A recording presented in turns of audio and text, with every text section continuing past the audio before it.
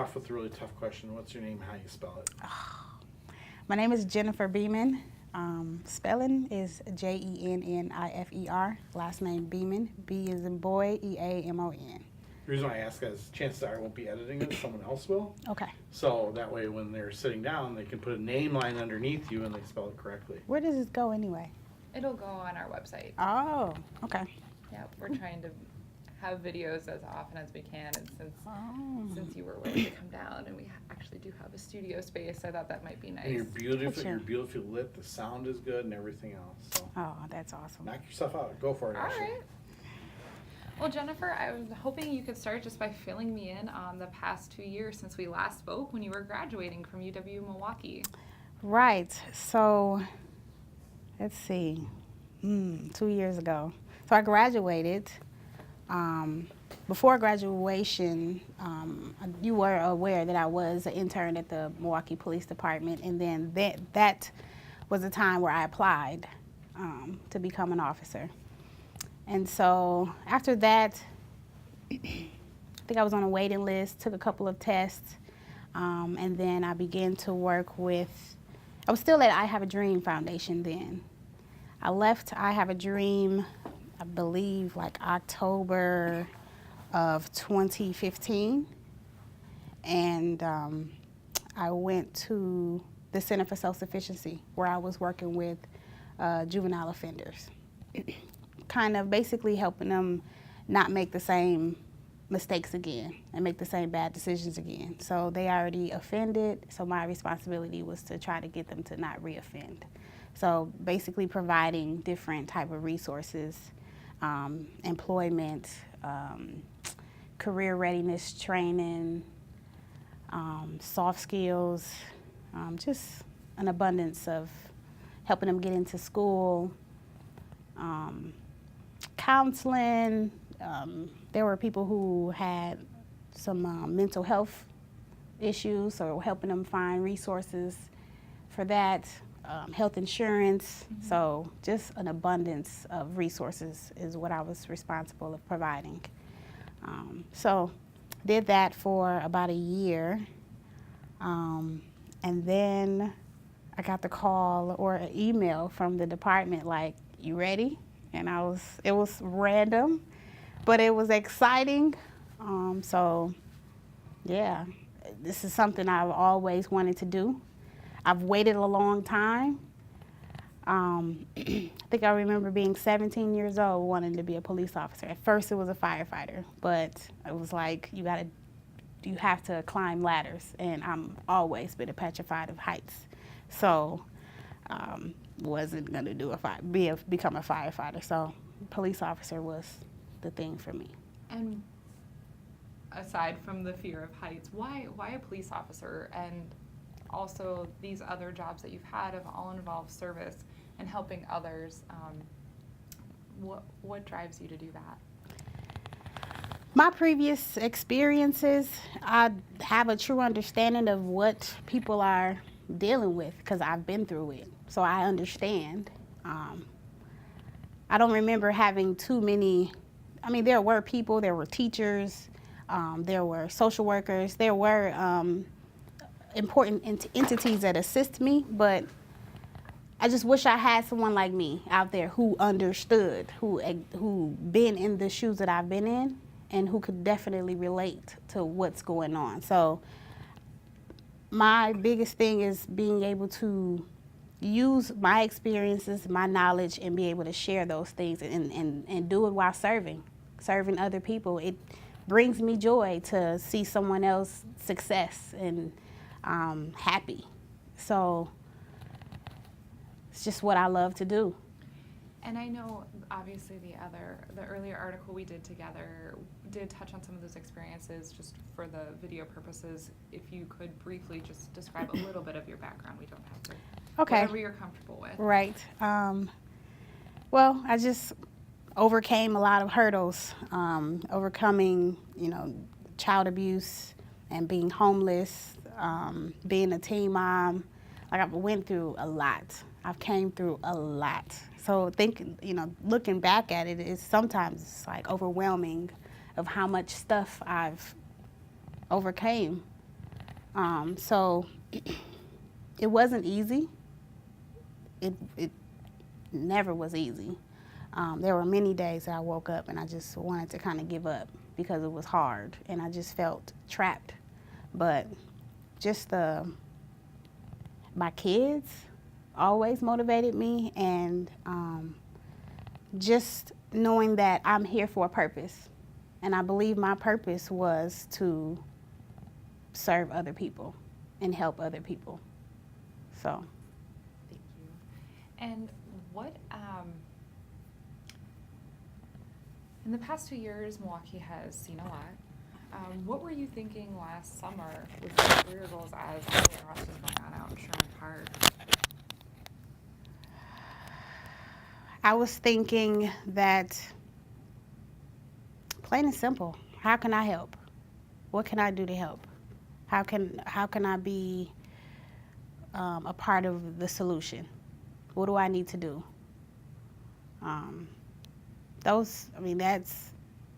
Seeing stuff like that is hard because I live here.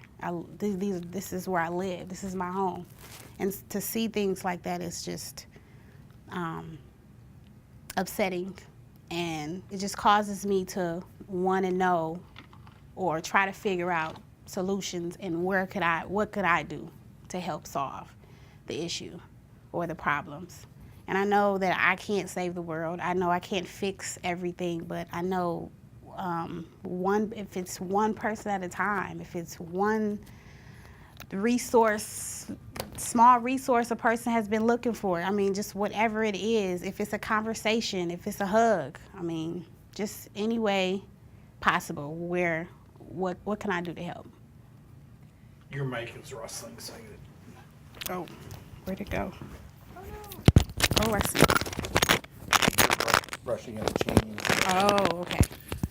I see. Okay. There we go. Okay. Is there anything you want us to review? No, I just heard it a couple times when it was brushing around. So. Okay. Go ahead. So the academy is 6 months. Yes. What is your day-to-day like in the academy? Day to day is just getting up on time and always try to start the day positive affirmations to myself that I can do this, I have this, I'm gonna make it. Getting there and getting on with the curriculum, really. I mean, every day is something different. Okay. So what time do you guys have to start?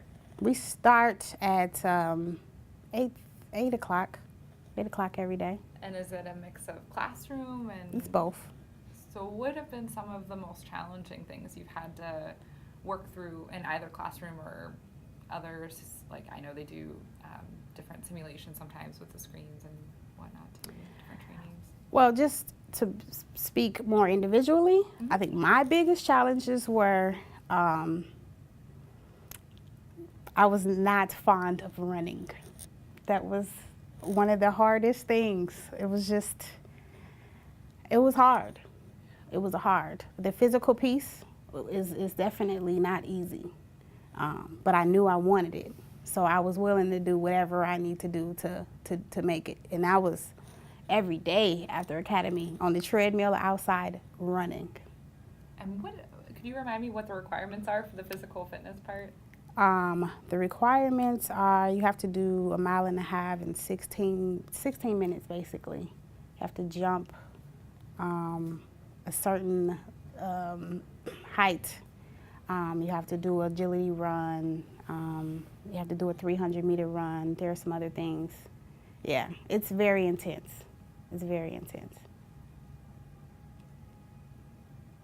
And were there any parts that surprised you along the way, or something like, I mean, because you're so familiar with the department at this point, because you interned at District 7. Yes. But was there anything going through the academy that you're like, I didn't even realize this was something we would have to think about or to grapple with, or? I think the biggest thing is just being aware, paying attention. We go through life every day not really paying attention to important stuff. And I was a part of that. I just really wasn't aware of my surroundings or aware of what's happening. So I think that was the biggest aha for me. It's just paying attention to details.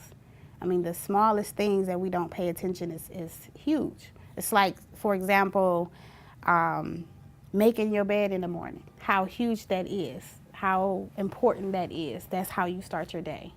So I think that's the biggest thing, just being aware and paying attention.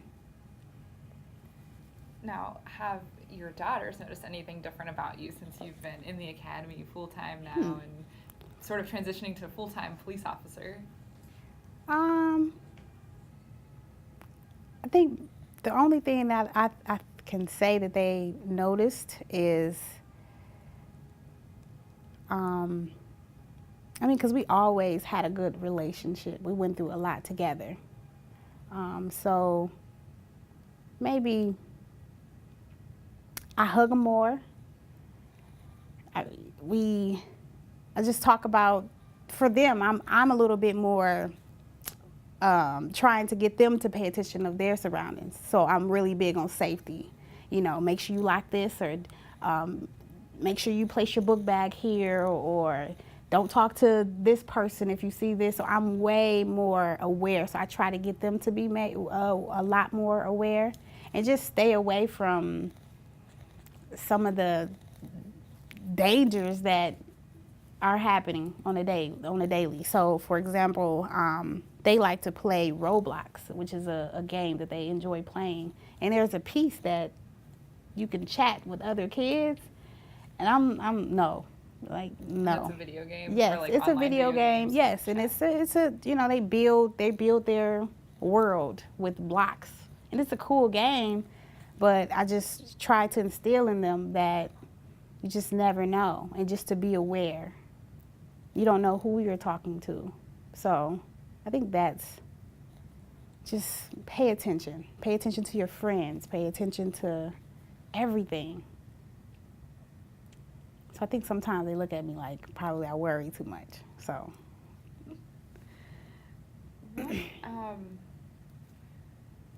What approach do you bring when, well, first of all, are people ever surprised to learn that you're going to become an officer?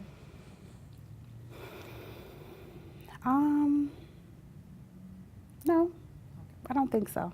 Everyone that knows me knows that I enjoy working with people. They know that. So having a profession as a police officer is like, yeah, okay. Yeah, you enjoy talking and working with people. It's a little dangerous, so I mean, they do worry about that, but everyone is not surprised. I even had people say, like, I can see you doing that. So. How do you plan to navigate the, we hear so much in media, generally in public discourse about police-community relations. What kind of philosophy are you bringing towards that, and what do you see? Like, what's your perspective as both a longtime resident and now someone who's in the academy? I would say communication. I think the communication is the biggest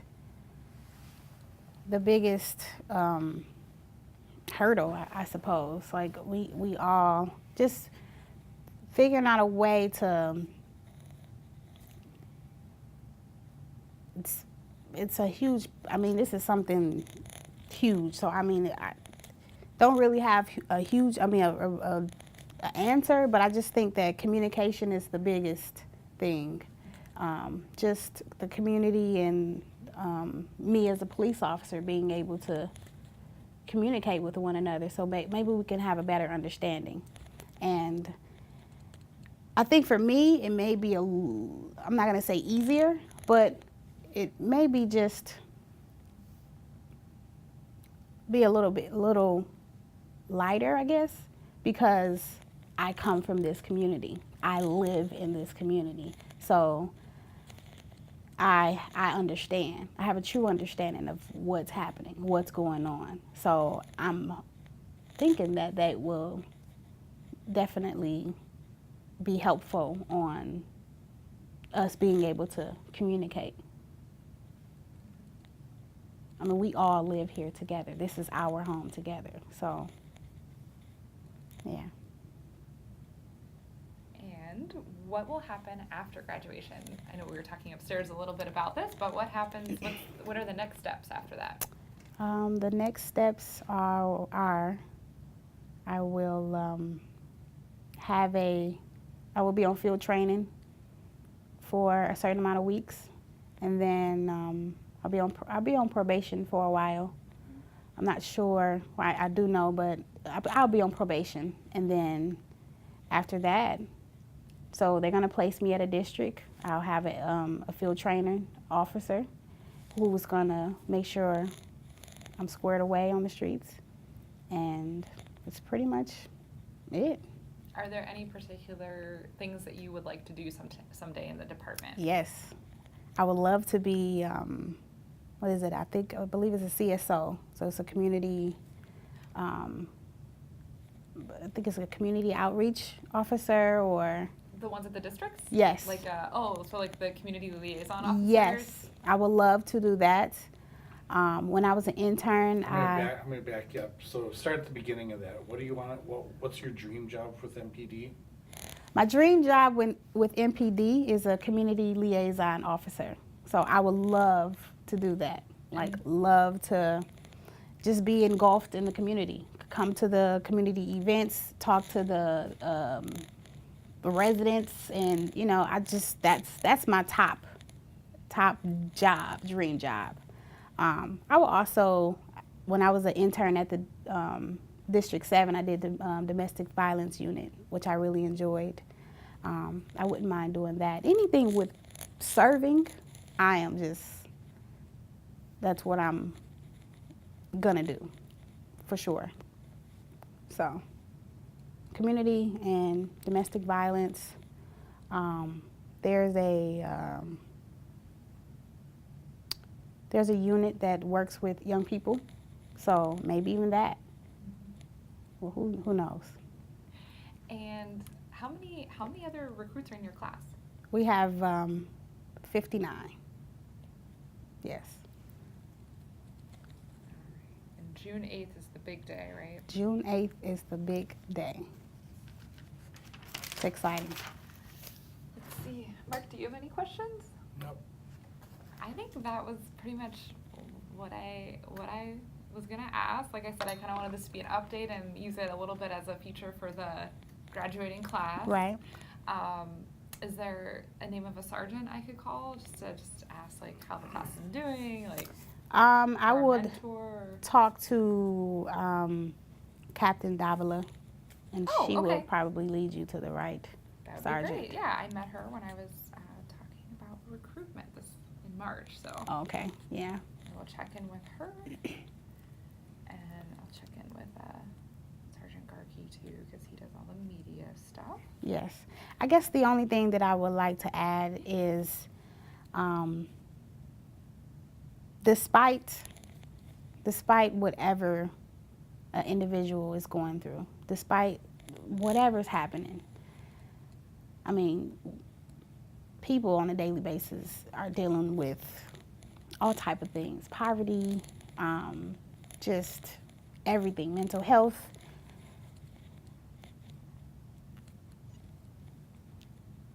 It may be easier to say now in this seat, but the person you can definitely make it. Like, you can definitely do what you want to do. For a long time, I did not believe that. I'm like, there's no way. There is no way. I couldn't be a police officer because I don't have the strong face, or I smile a lot, I'm personable. I didn't think I could do it. I didn't think I'm not fast enough. I didn't think I would make it. But if you really want something and you're willing to put the work in to get it, it will happen. And I just want people to know and believe that, because anything is possible. If you want it, it can happen. So. Perfect. Thanks for adding it on. Yeah, that was good. Thank you. That was like A+. Thank you. No, I think that's important. I feel like especially some of the stuff I write about, it's easy to feel kind of hopeless sometimes. Right. And that's one reason why I also really wanted to do this update, because I think there's just so much power in sharing positive stories Right. too. And Exactly. people overcoming obstacles that weren't easy at all. No. And that No. took time to overcome. It did. It did. And I hug my kids every day because they went through a lot of that with me. We went through that stuff together. We sat in that shelter together. And to see them today and to have them see me today, like, and have them being proud of me is huge. And so I wanted to make sure that I instilled in them that wherever you want to be, you can be. Whatever you want to do, you can do. And your mom is your biggest cheerleader. And I'm going to push you to be great as much as I can. So, yeah. And I just want to make sure, my whole thing was to make sure that they didn't go through the things that I went through and to provide a better for them. So. And we were talking upstairs, your daughters are now 9 and 12. And what grades are that? Is that 8th grade or 7th grade? 6th and 2nd. Right. Scary. High school, scary. Oh man, that's right.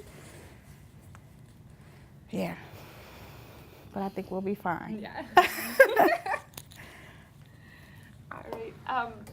So Mark, for photo stuff, what were you thinking? Should we try to go out to the academy and? Okay. I won't be doing it, but someone will. Oh.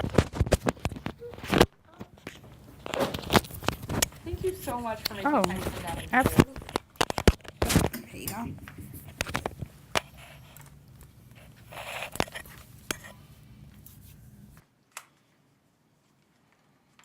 then, Mark, would you be able to send me a link to the video or an upload of it? When you get back. Oh, whenever. When? Just the raw file so I can transcribe. Okay, how soon do you mean whenever? Like in a week? Okay, Next week, is that I'm off okay? next week, so yeah, I can do that. Okay. Is that all right? Yeah. Okay.